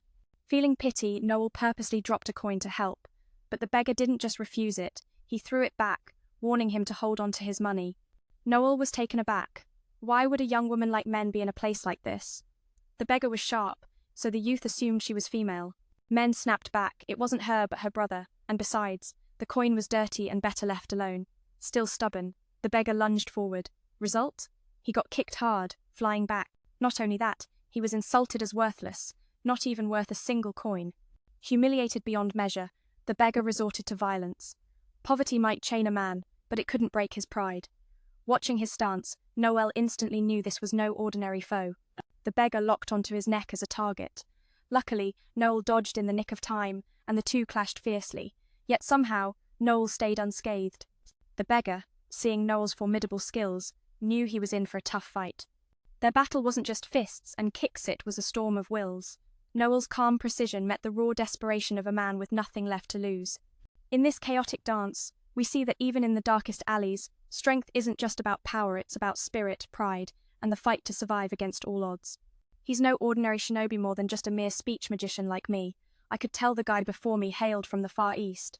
Noel was intrigued because that place is the cradle of swordsmanship. Learning he was powerful, even the holy beggar took it seriously and activated his overwhelming state. Seeing this, Noel's heart soared finally. This was the teammate he'd been searching for. But first, they had to tame this wild beast. When he tried to rush in with his weapon, Koga was stopped by his master. Turns out, he's not a stray but a slave with an owner. Back with Anar, she shared with her friend about being ghosted by her little brother, who even wanted her to freeze her rank. The reconnaissance role splits into 4 branches: assassins and interrogators on top, trackers and bandits below. After evaluating, she realized she fit best as an assassin and tracker. The tricky part? Choosing a role that matched her teammates. She understood that Men wasn't here because he was off hunting for new recruits. And Ma didn't like hearing that. Meanwhile, Noel's owner was angrily scolding Koga like a dog for causing trouble. For defying orders, the owner activated the slave contract. The young man was shocked as the ring's power scorched him unconscious on the spot. Noel was stunned too. This dark artifact forced slaves to obey their ring bearers. Normally, using such power is illegal, but with a master-slave contract it's allowed. The jerk mistook Noel for a girl and even tried to grope him only to be kicked flying. The guy cursed like a madman. Noel wasn't one to mess with such scumbags. He pointed a gun at the man's mouth, demanding his origin. The man revealed he came from the south, fleeing the Allen clan's pursuit. He'd been tasked with managing the underground arena but fled after embezzling money from the mob boss. His goal was to join another powerful clan, escaping his past. As for Koga, he was a slave swordsman, bought and trained from scratch. Bringing the young man to the arena was a way to earn fame and fortune through Koga's talent. Seeing Noel's understanding, the man thought he was one of them. But Noel insisted he was just a normal guy and, importantly, a man, not some girl as they assumed. The man was so shocked he got the gun shoved down his throat. It seemed he hadn't found a safe haven yet, so killing him wouldn't matter. Noel planned to pull the trigger. Back to Anar. Learning Noelle still had the recruitment notice up on the city board made her a bit sad. Laya thought the guy was outrageous for abandoning a girl on a date like that. She couldn't understand a girl's feelings at all. Hearing this, the assassin knew exactly what to do next, no matter who Noelle brought back. As long as they had the entry pass, she'd be the only one staying with men. After knocking out the owner, Koga survived and was spared. Luck was on his side today. Noelle was in a good mood, but if he snapped, it'd be game over. The slave guy was woken up, which annoyed him. If he were a real man, he'd have killed his owner by now to free himself. What he truly wanted wasn't a skinny watchdog, but a fierce lone wolf. Soon after, back with Laya, he was surprised to see her there. She invited him to eat, but men refused. His friend scolded him for being a coward and ditched him during a date. And Ma was mad at her brother for being Latif, not for Leia. She'd have eaten alone. Reluctantly, the young man agreed to treat his friend this time. They also asked if he'd found new teammates yet. He had candidates but couldn't invite anyone yet. His late return was tied to other matters involving a drug that was spreading dangerously. Though the drug sent users into wild euphoria, its side effect was frenzy and madness. It was being sold freely. Noelle warned his friend to be cautious and reminded Goof as well. Laya put on an incredulous face. This wasn't the usual speech magician talk. He said he was just sharing info with a colleague, which made her happy. They planned to hang out another day, and Laya wanted to become good friends since they clicked well. Noelle thought if even she knew about the drug rumors, then it had definitely leaked into Gambino's turf, threatening others' livelihoods. Meanwhile, LC was being asked by Koga's master to join them but was seen as a traitor by the clan and hunted down. And BCH said the man's actions were reckless. Who just grabs money and flees, then expects a new safe haven. The Allen clan's bounty had reached here. They told Luciano, the mob boss, if found, to hand him over. But he wasn't about to listen to those country bumpkins. In his eyes, the man before him was a lunatic who could do anything. He begged the young man, but the whole capture and handover thing was no fun. The old man flattered Anbar while mocking his old clan as a bunch of country mafias, so there was no need to obey them. Anbar saw the man was reasonable and said he'd turn him and his slave into stuffed animals as a gift for those people skin off alive, insides turned to cotton, then packed to send to Alan Beer. He swore it would horrify them. This was the work of a madman no one could stop, and he wasn't joking. He ordered his men to prepare immediately. Hearing this cruelty, Koga recalled his miserable past. They never expected that even in this distant land, he'd still be discarded. Although that drug made people high as a kite, its side effect was causing mania. It was now being sold freely. Noelle advised his friend to stay vigilant and reminded Goof and Lassia as well. Then he put on an incredulous face, because this didn't seem like the usual tricks of a seer. She said she was only sharing information with colleagues. Hearing this, the little assassin was happy and promised to hang out with her another day, hoping to become close friends since they got along well. Noelle immediately thought that even this little one knew about the drug rumors spreading beyond Gambino's territory. It would definitely affect others' livelihoods. Meanwhile, Elsie had been approached by the master and servant from the Koga family, asking to join. Mu was treated like a traitor and was found by people from the family. And BCH said what Mu did was reckless. Who runs off with the money and then comes back like it's safe? The Alan Beer bounty had reached here. They told him if he found the godfather Luciano, he should hand him over. But Mu had no intention of bowing to those rustic fools. In his eyes, the man before him was nothing but a madman, capable of anything. So he begged the young man, saying arresting and handing him over was no fun at all. The old man flattered Anbar, then insulted his old family as a bunch of country bumpkins, so he saw no reason to listen to them. Anbar thought Mu was rather sensible and said he would turn him and his slave into stuffed toys as gifts to send back to those people by skinning the living ones to make the stuffing, then wrapping them up. He believed this would terrify them. This was the work of a madman no one could stop, and worse, he wasn't joking. He immediately ordered his subordinates to prepare. Hearing these cruel words, Koga recalled his miserable past. He never expected that even after coming to this distant land, he'd still be abandoned. Suddenly, a debtor burst in with bad news. The village chief Min, whom Noelle had begged to be lenient with, was seriously injured and barely able to move. He told how the seer had stolen all the money and his right eye, blaming him as if he were the victim. The old man bad-mouthed men in every way, only hoping to save his own life. Noelle once said that giving money to the Gambino family was like throwing it down the drain, so it was better to let him take it. Hearing this, Anbi was furious the man dared insult him. Taking advantage of the moment, Min also asked Anbi to punish the rude seer properly to show the authority of their family head. Anbi agreed to have people beat up Noelle, but the debt collection would wait.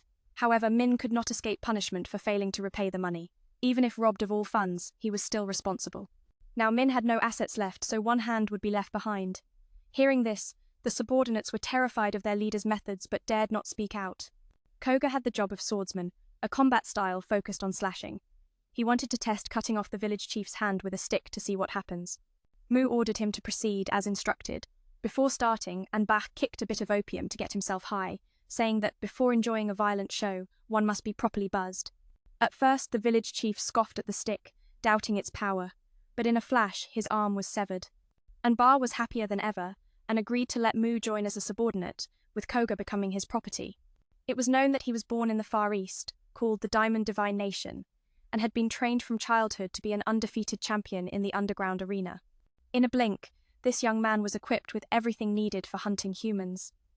From birth, Koga was someone no one needed. Initially, his father was. He was ordered to follow the commands given before the chaos began. Anbach lightly kicked a dose of opium into himself, his mind swirling into a euphoric haze. Before diving into this violent spectacle, you need to play with this first, he said. At first, the village chief scoffed, mocking the stick what could it possibly cut. But in a blink, the chief's arm was severed, and Anbach's joy soared higher than ever. That's when he agreed. He allowed Mu to become his subordinate, and Koga would fall under his control.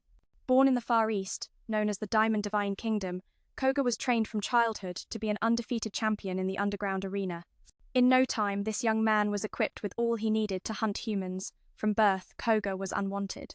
His father was a wealthy merchant, and his mother a beautiful woman. Their life seemed perfect, missing only one thing, a child. That day, the couple prayed to the gods for a sonand. Their wish was granted. But just then, the husband was attacked by villains and knocked unconscious. When he woke, he realized his wife had been abducted. After that day, the woman was pregnant but not recognized. The father, bitter and suspicious, asked if the child was his or the villain's. Wounded in body and soul, and burdened by her fragile state after childbirth, the young mother chose to disappear to preserve her dignity. From then on, Koga's turbulent life began. Though living under the same roof, he was never called son. Considered a castaway, the whole family wished for his death alongside the poor mother. Thus, Koga was born cursed. One morning, the young man awoke on a boat, quickly realizing he had become a slave. His buyer was Mu, and from that moment, the underground arena's gates swung wide open for him. The old man grew rich from Koga's victories and was overjoyed. For the first time, someone actually needed him and praised his efforts. From then on, the young man lived under his command, yet he remained nothing more than a slave. That night, Noel was oblivious to the looming danger and went to meet Loki, an old acquaintance he trusted. But betrayal lurked. He was sold out. The Gambino family was targeting his life. He suspected the village chief Min was behind it, but held no grudge. Noel saw Amb as a madman beyond cure. Loki confirmed this. He was truly insane, beyond reason's reach. Rumor had it the Gambino family was once merciful, so how did this devil arise? Loki revealed the old patriarch had only one child, Amb. Initially, And was an illegitimate child brought in as an adult to lead the clan. A powerful aura suddenly emerged, and Noel realized he'd been set up. This chaos was sparked by village chief Minso. You can't blame anyone else. Noel saw that Amb was utterly deranged, beyond all help. Loki confirmed it too, calling him a true madman, someone who defies all logic and reason. I heard the Gambino family in the past was noble and kind, so where did this demon come from? Loki revealed that the old patriarch had only one child, and that was And. At first he was an illegitimate child, brought back as a grown man to lead the clan. The aura of the strong awakened, making Noel realize he'd been played. His friend even apologized to the general. Noel saw that a trader of secrets betraying a trusted courier was a betrayal of honor, losing all credibility. Of course, And knew this, but with only one life, he refused to sell out Noel. He was destined to die, so he accepted his fate. Besides, a huge sum of money awaited him for this betrayal. He planned to leave and start anew in another land. Hearing this, Noel pointed out a flaw. There was no reason for him not to kill the traitor. Neither hated the other, but being pushed to this edge was heartbreaking. Loki accepted death at men's hands, realizing the real betrayal wasn't Noel, it was the pride of a true information broker. Seeing this, their friend stopped, letting him leave pretending nothing had happened. And from now on, he wouldn't need to escape the imperial capital, because he vowed to crush the Gambino clan and restore Loki's pride. Hearing this, Loki laughed a madness that might even surpass Min's. With the battle about to begin, he left, handing the stage over to Noel. He handed him a potion to boost physical power, side effects harsh but granting fierce strength for 10 minutes. When they met again, both were stunned. It was a familiar face. Koga was shocked to see the young man he admired this morning was actually the one he needed to kill.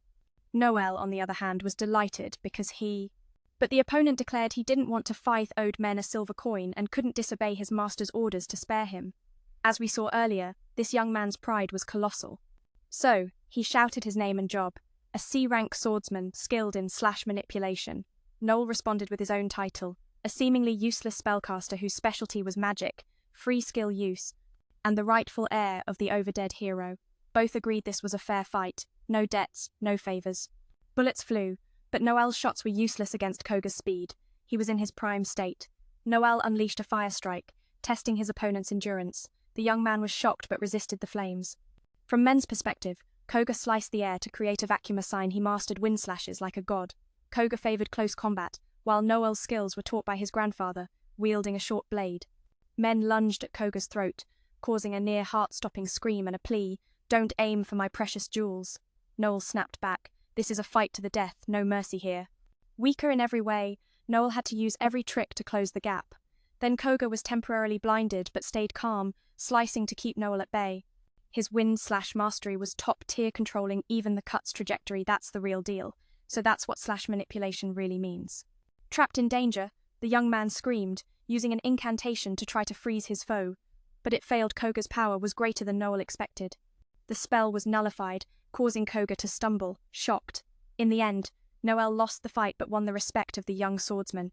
Though just a spellcaster, he could hold his own for a while. Despite orders to kill, he couldn't bring himself to do it and praised his opponent's extraordinary skill. Noel asked if he wasn't afraid of disobeying commands and paying the price. Of course, Koga understood well, but as the first opponent to leave a mark, he just couldn't bring himself to strike. This stirred Noel's pride, gripping his sword and berating the young man for being so soft. Kind to others but cruel to yourself? In this world, your life is your most precious asset. Don't throw it away for your enemy. The more Koga listened, the more he admired Noel's words. Who else would advise someone to kill themselves rather than suffer punishment? Such loyalty made Noel a true master. Men, meanwhile, feigned indifference but showed concern. The execution time ended as Animar arrived, launching a direct assault to protect her younger brother. She stepped in confidently, asking if she had permission to kill this foe. With that, she charged fiercely. Koga dared not strike a woman and pleaded for a ceasefire. No luck. And Ma, confident in her strength, kept attacking. The young man shouted that his body was a few ranks weaker, but they shared one thing: countless life or death battles since childhood, fighting others to preserve their own lives. So the battle remained evenly matched. The little assassin used his acceleration skill to surprise Koga. In response, Koga focused and swept away all hidden weapons aimed at Noel. Noel was shocked by the illusionary magic just now. To match the terrifying speed of Anmar, Koga created a domain. Every movement she made was anticipated. This skill heightened the user's senses when eyes closed, explaining how Koga fought back after being briefly blinded. Noel often reminded himself, there's always a higher peak, but watching this fight, envy crept in. Spellcasters just can't reach the heights of other professions. After clearing his mind, Koga made peace with this truth. He believed his path was singular, guiding the strongest to become champions. And Ma admitted her opponent's skill, fueling her desire to kill and claim victory. She unleashed her poison, her assassin's signature. Seeing this, Koga stopped viewing her as just a girl and fought with everything. Before the clash could turn brutal, Noel called for a halt and ordered Anmar to withdraw. Though reluctant, she obeyed her brother's command. She knew if she angered him and left her alone, it would be the end. Koga was advised to flee. The signal flare's light would bring reinforcements. Failing the mission and getting captured would surely enrage Amb. Though unwilling, Koga accepted this as the best solution and left. Men asked him to deliver a message to the madman. He would destroy him the next day. Koga paid a heavy price for failing his former master's death. He bore the punishment for me, but next time, no one will take the fall. The young man obeyed, delivering Noel's vow of 1,000-fold revenge by crushing the Gambino clan. If he wished to avoid this fate, he must face men without fear. Hearing this, Anne was furious and summoned the battle squad to hunt the target immediately. Outside, the elder brother warned the new recruits not to reveal unnecessary information. Yet, he knew the anger burning in them. The death of a long-time master was no small thing. Using Noel's words as a mask for his true feelings, Koga acknowledged men's terrifying strength. Though the weakest spellcaster, men could hold his own with Koga, likely fighting with everything he had. To match the terrifying speed of that girl, he created a territory where every movement was tracked. When Anma targeted any motion, it was immediately caught. This was a skill that heightened the user's senses when eyes closed. No wonder even temporarily blinded, Koga could still fight back. Noel always reminded himself, there's always a higher mountain. But witnessing their battle, he felt a pang of envy. The sorcerer could never reach the heights of other vocations. After calming his mind, he understood he didn't want distractions. His path was clear, to lead the strongest to become invincible. Anma admitted her opponent's skill, fueling her desire to kill. She unleashed the assassin's deadly poison. Seeing this, Koga stopped seeing her as a girl he fought with full force. Before the brutal clash could begin, Noel stopped the fight and ordered Anma to retreat. She wanted to continue, but respecting her brother's command, she obeyed because if she got mad and left her sister alone, she'd be doomed. Koga was advised to flee too, because the signal flare would bring reinforcements. Failing the mission and getting captured would enrage Am terribly. Though unwilling, Koga knew this was the best solution and left. Men asked him to tell that madman he would destroy him tomorrow. Koga paid the price for failing, the death of his former master. He said the man had already taken his punishment but warned, next time, if failure strikes again, there won't be anyone left to bear the blame. The young man nodded obediently, then relayed Noel's fierce promise to crush the Gambin clan 1,000-fold in revenge. And if they feared that fate, they should come face him instead. Hearing this, Anne's anger flared fiercely. Ross immediately summoned the battle squad to hunt down their target without delay. Outside, the elder brother reminded the newcomers not to speak recklessly. Yet, the man knew their fury still burned deep after all. Their longtime leader had just been slain. Their wrath was raw, fueled by grief. Using Noel's words as a shield for his own pain, Koga admitted that Min was a terrifying force, the weakest among the sorcerers, yet capable of standing toe-to-toe with him. Such strength must have been forged by pouring every ounce of life into their fight. This wasn't praise, it was the respect owed to a worthy opponent. He wondered silently, though Noel could never defeat a warrior like him, why did his eyes blaze with fearless fire? It felt as if he was shining, declaring silently that he would become the strongest. Ross understood then his junior already admired that boy deeply. He too had once stood in awe of such unwavering spirit. Later, at a tavern reserved for adventurers, a man named Am came to find Min. According to Anma's assessment, the followers included one A rank and another B rank, marking them as quite powerful. Moreover, there were still more soldiers waiting outside. The crazy guy took a swig of Noel's drink, only to scoff at its taste. Min saw him for what he truly was. To bring shame on the Gambino family, they threw verbal jabs, mocking Am, saying he only earned his place after growing up, before that he was just roadside grass trampled all year. The sting was sharp. Am almost tore that reckless Menza's mouth apart. But Noel? He wasn't scared. He knew this guy only barked loud because he had backup. The other musclemen couldn't sit still any longer. They stepped in to warn, "You idiot! Stop! No killing here." Nobody knew what had sparked between Noel and that fool, but this was Musselman territory, and here the jungle law ruled. Even Musselman had their pride. Hearing this, the young man started to back down, as all Musselmen glared like they wanted to devour him. He ordered his men to kill everyone here, but Reyes stopped him. "Sure, go ahead, but you have to report to Don Luciano first. That's what really matters." They'd already been watched for drug dealing. If they now started a war with the Musselmen, the Empire wouldn't stand by. That would be a death sentence. If he still wanted war, then issue the order again. They'd fight to the last breath. Hearing this, Noel chuckled, mocking the barking fools. Big talk, but in the end, scared of the Don and the Empire. He put down his lowborn status as just a worthless nobody, no trace of a leader's spirit. Menza saw his mad dog title was just empty noise because there were far tougher players outside. He taunted him further, then warned the drink was poisoned. That scared the guy stiff. He admitted he'd forced the poison in when he first saw Noel, explaining that's why the drink tasted so bad. And nervously asked why he'd drink it knowing that. Noel didn't dare guarantee anything but said he got what he wanted after all. If he hadn't drunk it, what was there to lose? The scare tactic worked. Crazy guy ran off to find a doctor fast. Rios finally understood why Koga praised his rival so much. He downed the whole bottle, knowing it was harmless, and admired his calm eyes. No wonder the younger brother admired him so deeply. He left some gold coins as payment for the drink, telling Noel to leave the Imperial City this time, or else. Noel asked what if he refused. Threatened again, he agreed to leave, considering it a clean slate. Some friends in the bar were a bit disappointed. Turns out Menza's guts were only so big. If he'd stayed, help would have come. The pair left, but not for good. They promised to meet again in a week. Everything went just as Menza predicted, earning the elder sister's respect.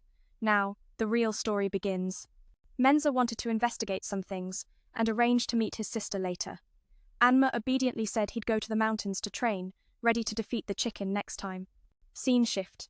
1 week later, Menza returned and set a meeting with Am to settle matters. He laughed at what was to come. Foolish, thinking that if he just left the imperial capital, everything would be over. Yet he kept attacking with cruel words, mocking the other's sneer truly fitting for his lowly status. The man couldn't argue with Noel. He had a silver tongue too sharp for that. He wanted to settle things by sending someone to cripple his opponent's legs, then drag him back as prey. But by now, no one was listening to him anymore, and Bay was caught off guard. When asked for an explanation, Roz said nothing but chuckled, as if the game had already ended. He ordered his subordinates to disobey commands, understandable since he was no longer their master. The fool's reckless actions had destroyed everything. Earlier, some clan members gathered in a solemn meeting, unable to accept Ambay's deeds. He revealed relics belonging to a child, a task he was assigned to handle. It was utterly against the ethics of the previous master. What that madman did was unworthy of being called human. They joined the clan out of respect for the righteous spirit of the old leader, not to serve this lunatic. Seizing the moment, Noel arrived, surprising everyone they thought he had left for good. He recognized the item in the man's hand belonged to the eldest daughter of the clan leader, which sparked his anger. He didn't hate his younger sister. Perhaps their family owed a debt, one that Anbay had killed to erase, so he presented evidence he'd gathered proving that this madman wasn't the biological son of the Loki leader. He had obtained Anbay's birth certificate from his mother, who had remarried. The whole story of the previous leader's illegitimate child was just a tangled lie. It was true that the man had been with Anbay's mother, but that was before marriage. Calculating the dates, Anbay's chance of being the old leader's son was almost zero. Perhaps the old man knew but couldn't refuse the plea from his former lover, which kept Anbay around. This was the truth behind the entire mess. After hearing this, Ross understood but showed no gratitude, leaving Loki disappointed after all the effort to retrieve him. For him, this was just a debt owed, so from now on nothing else mattered. He asked his friend to investigate the previous leader's death and find the last doctor who treated him, to uncover the truth behind the living curse. Holding all the pieces, Noel relayed the information to the others, who were already fed up with the madman's rule and refused to obey. Ross questioned the claim that Anbay wasn't the old leader's biological son. The bitterest truth was that Anbay had poisoned him, then sent him to the hospital to finish him off and seize the position fair and square. The man was shocked and demanded proof, all of which was presented alongside the testimony of the doctor caring for the previous leader. He'd been paid off to stay silent. No wonder when they heard about the poison at the tavern, he panicked. That was the power of a speech master. He could make the opponent admit guilt easily. Once it was all out in the open, the others saw Anbay as the enemy, while he still claimed to be family of the old leader. So Ross offered a chance. If Anbay could defeat Noel, then all debts would be forgiven, honoring the late master's will. Ross allowed Anbay to select one challenger to duel Noel. Initially, Anbay refused, fearing defeat. But when Foko arrived, things changed. He was asked to witness the duel for reasons he couldn't refuse. First, because they knew each other, and second, because the disruption of Albsea's medicine market affected Foko's territory. This was the perfect chance to crush a rival cleanly. The reward Noel would get if he helped win was 50 million, a tempting prize. The madman thought this was all Foko's plan and scolded him for doing nothing, blaming the speech master. He refused to select a challenger.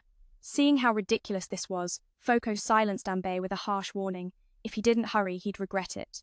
No one had time to waste. They were all clan leaders, yet Anbay was cowardly.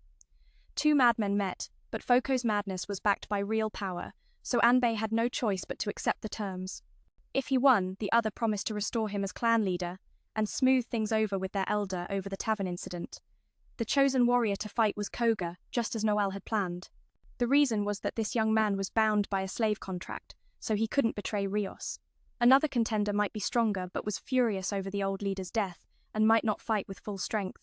And Ma thought he'd get to fight in place of his brother but was blocked. Noel wanted to settle the score himself, which puzzled the girl. She feared he couldn't win, thinking his confidence naive. But just like before, Noel handed her a potion to boost her fighting power and told her to watch him claim victory. Rain began to fall, thickening the tension. This was their third encounter, and Noel wanted to end it now. His confident gaze said it all. Koga knew not to underestimate this young man despite winning last time. His advantage was fighting freely because the speech master lacked physical skills. Noel, having studied his friend's moves in their last battle, had prepared a strategy. Though victory wouldn't bring rewards, Koga wanted to give his all. Both were confident, and, truthfully, It was thrilling to face off again. Noel told him not to worry about survival, just fight with everything. Foko signaled the start, and they clashed fiercely. Noel used his gun defensively while firing magical freezing bullets to slow Koga's movements. Fire had failed before, so ice was a smarter choice. Outsiders watching were bored, missing the crucial moments. Rios trusted Noel despite him being a speech master, and Bay was desperate but knew the madman's dog was the weakest link. Though Koga temporarily dominated in speed and strength, fighting in the cold quickly exhausted them both. However, Noel's harsh training since childhood gave him better endurance. Judging by his opponent's stance, Noel anticipated a powerful, fast move next. He aimed to disrupt Koga's focus for a few seconds. So, he threw his gun away, surprising Koga by claiming he was out of bullets and would end the fight with this move. Then he uttered cryptic words to throw off his opponent's concentration. Before Koga could react, Noel lunged forward. The youth drew his sword and swung, forgetting to use his skills. Noel was wounded in the arm, but his honed body was tough, shattered the blade and knocked it away. One surprise after another kept the speechmaster's fragile mind sharp, disrupting Koga's rhythm and forcing him to fight instinctively. The battle was more than just physical, it was a dance of wills, where every strike carried the weight of loyalty, betrayal, and the desperate hope for redemption. As rain poured down, the tension thickened like a storm about to break, and both warriors knew this fight would mark the turning point of their fates. If you've ever felt trapped by circumstances beyond your control, take a moment and ask yourself, what would you risk to reclaim your honor and family? Sometimes the fiercest battles aren't fought with fists or swords, but within the heart, where courage flickers like a fragile flame refusing to be extinguished. Let's remember, in the chaos of conflict, even the weakest can shift the tide with a single, unexpected move, because in anime, as in life, hope often hides in the most unlikely places. Fueled by reckless impulse, Koga charged headfirst in a foolish attack. But this time, his strike didn't hit Noel's body, it struck the hidden ice bullet he carried. In an instant, Koga was frozen solid, unable to dodge. Seizing the moment, May launched a soaring kick with a skill called Thunder Strike straight to Koga's heart, rendering him unconscious. At that moment, Koga finally realized just how outmatched he was against his friend. Old memories flooded back. Koga had never dared to betray anyone because he was seen as a gentle soul. Yet from the moment he was born, he was treated like a discarded pawn. After becoming a sword servant, he fought desperately, almost madly. It was through this struggle that he grew stronger. Still, no matter what, he remained the weak one, forced to obey others. Then, Fin-Kyo happily announced the victory belonged to Noel. This victory was truly deserved, for despite being a so-called mediocre sorcerer, Noel was a genuine powerhouse.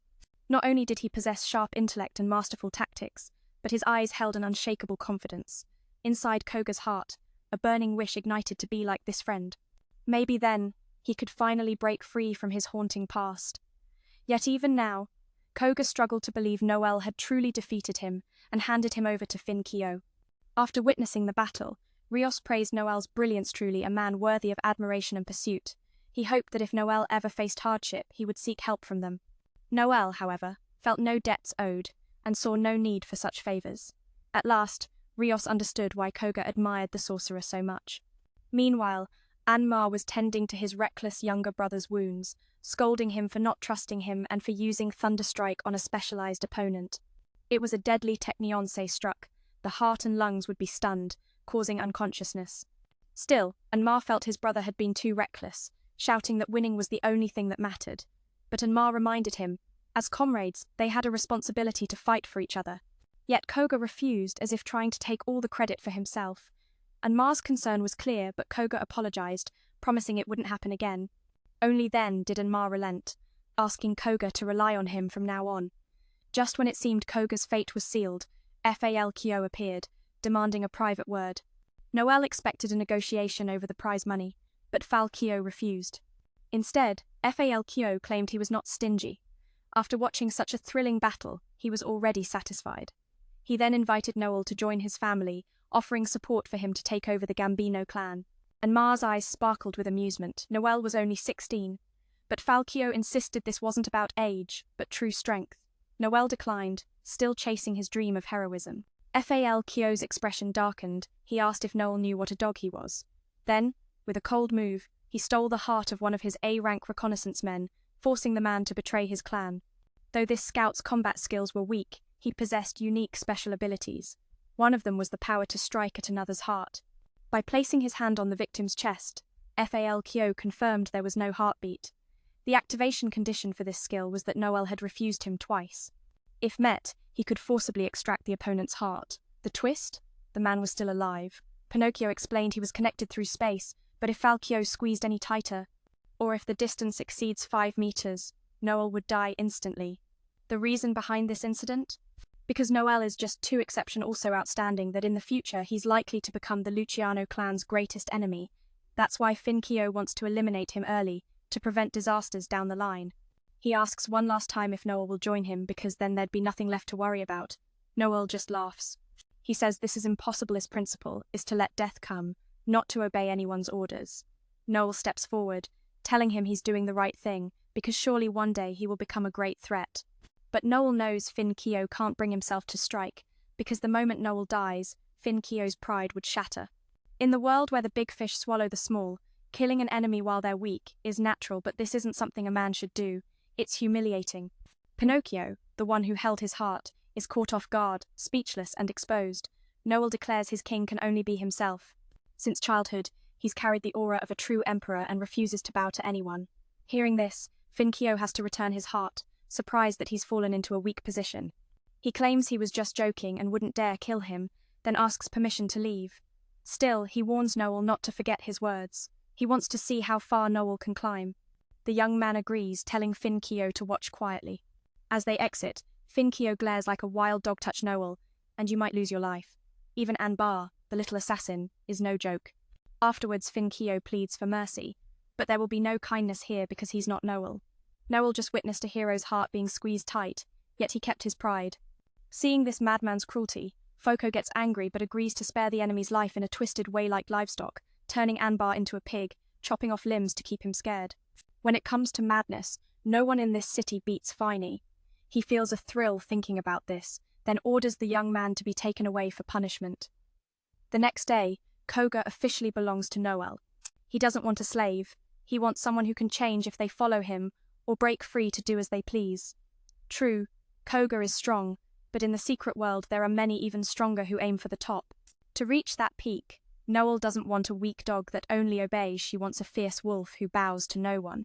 The contract is handed over to Koga to decide his own fate. Noel asks what he truly desires.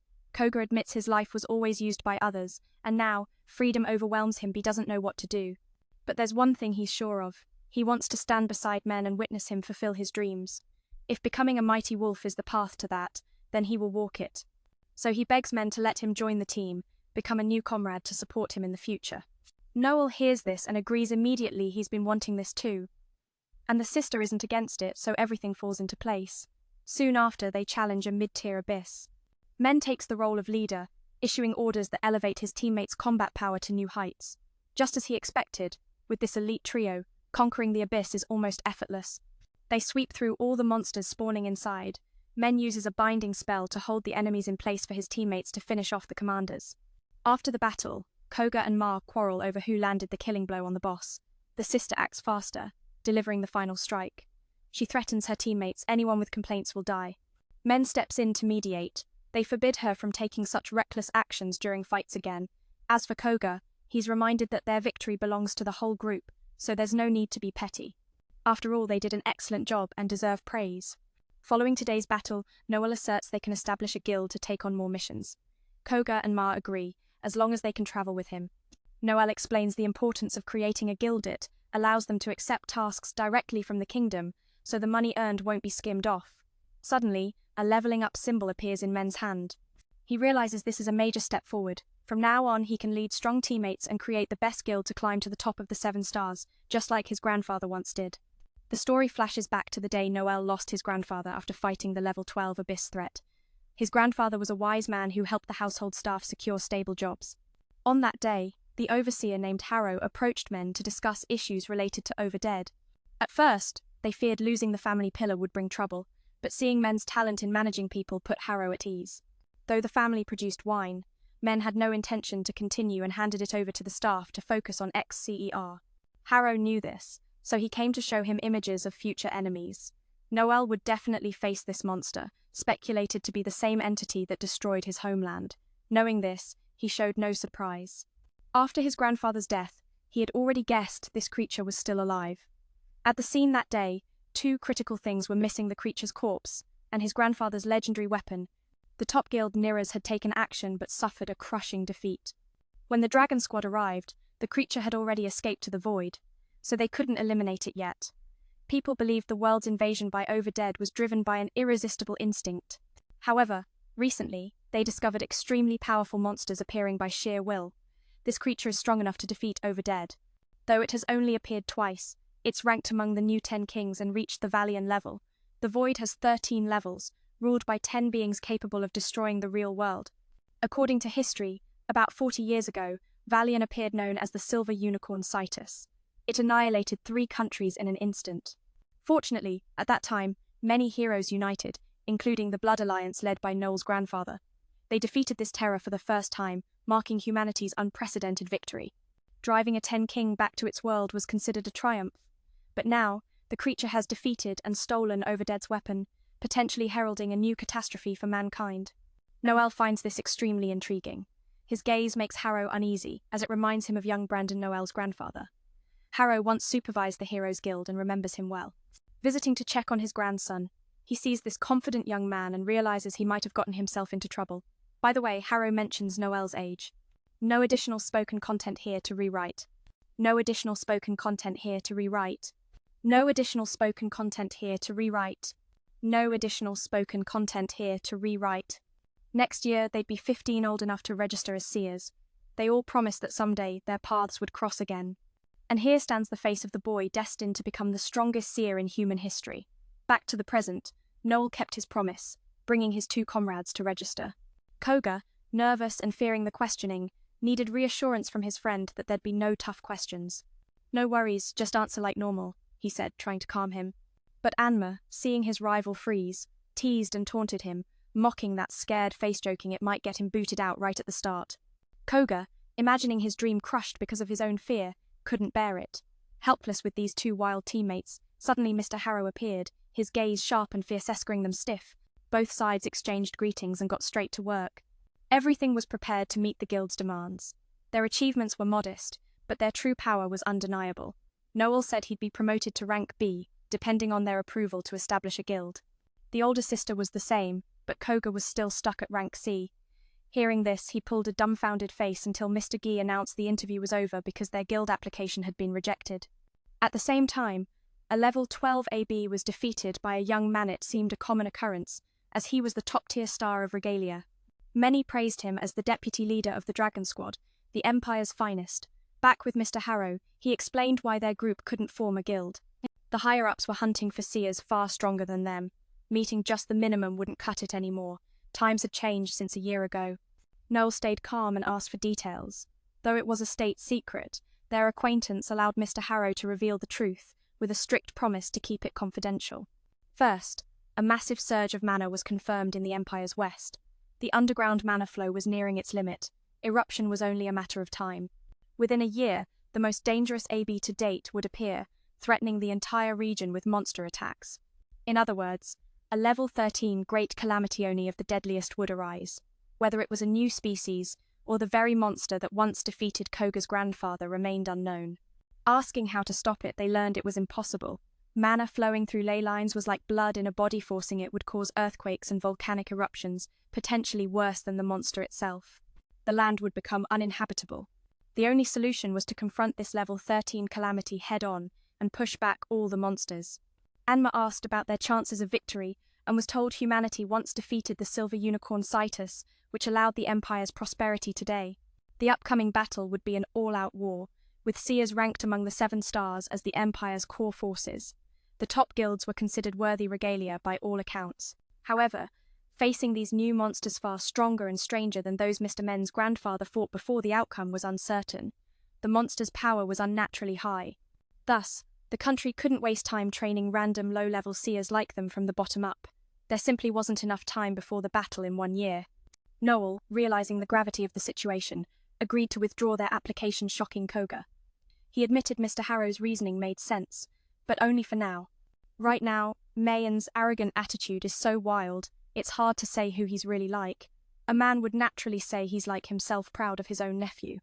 Even Harrow is certain Noel will rise to become a powerful force.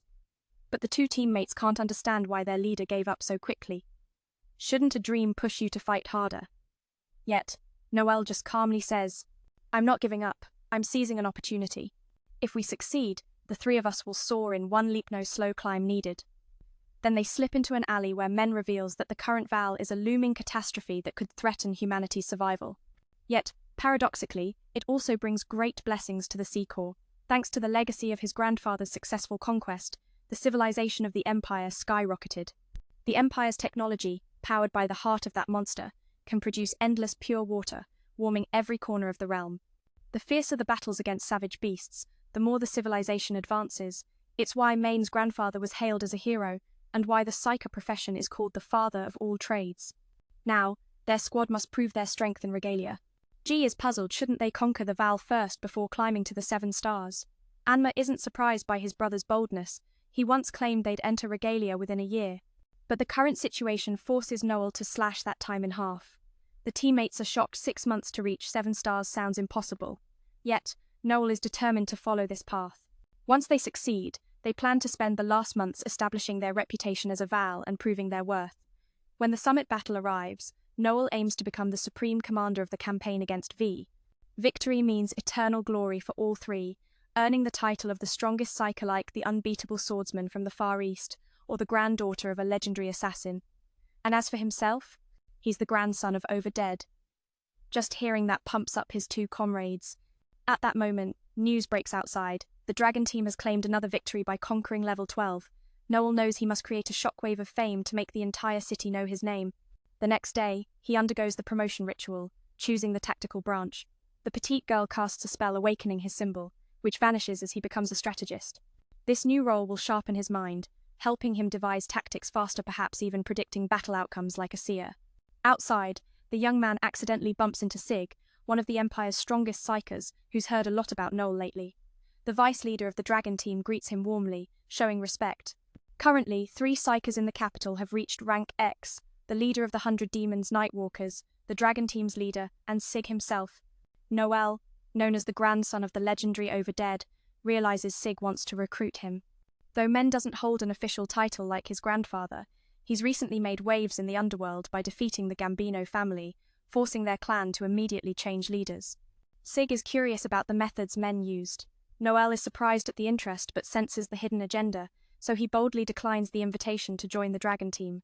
The opponent, ruthless in pursuit of his goals, respects Noel's resolve but insists that if he's to serve under anyone, it must be the strongest in the capital. Only 3 rank X psykers remain. One is old and out of the game, so the showdown is set between Noel and Rio to decide who's stronger. This duel will be the condition for Noel's recruitment. Sig realizes this sly kid is too smart fighting. The leader risks death for one of them. Bitter but powerless, he lets Noel go. Soon after, some call Sig the number 2, which infuriates him since he's never faced Rio. Another says the Dragon team leader's personal achievements outshine him, hence the nickname. Their clash ends with Sig losing face and Noel gaining a new perspective on this man, who seems haunted by the need for the number 2 title. Noel feels he must speed up his plans before trouble escalates. Meanwhile, Anma trains with Laya, but progress is slow. The assassin girls keep getting countered and haven't won a single round. Little Elf senses her friend isn't cut out for frontline fighting. Her fiery spirit makes her predictable in battle. Luckily, under Noel's guidance, Laya is confident Anma will shine when the team fights. At that moment, another elf sister approaches, greeting their squad. She's a fierce member of the Celestial Wing Knights, an archer squad. As a senior, she often teaches Laya useful tricks. The leader of the Barlong team aimed to achieve more than he had, hence the title. The conclusion left Noel with a new perspective on this man, who seemed haunted by the weight of being ranked second. This urgency drove him to expedite his plans, lest complications arise. Meanwhile, Anma was being trained by Leia, but with little success. The assassin girl kept getting countered and had yet to secure a victory. The elf girl noticed her friend's struggle with the rear guard's combat style, which was predictable given her fiery temperament. Thankfully, under Noel's guidance, Laya felt confident that they would unlock their true potential in battle. Just then, another elf lady approached to greet their crew. She was quite strong, known as the Celestial Wing Knight Squad, and shared the same archery skills. Laya often learned a few tricks from her.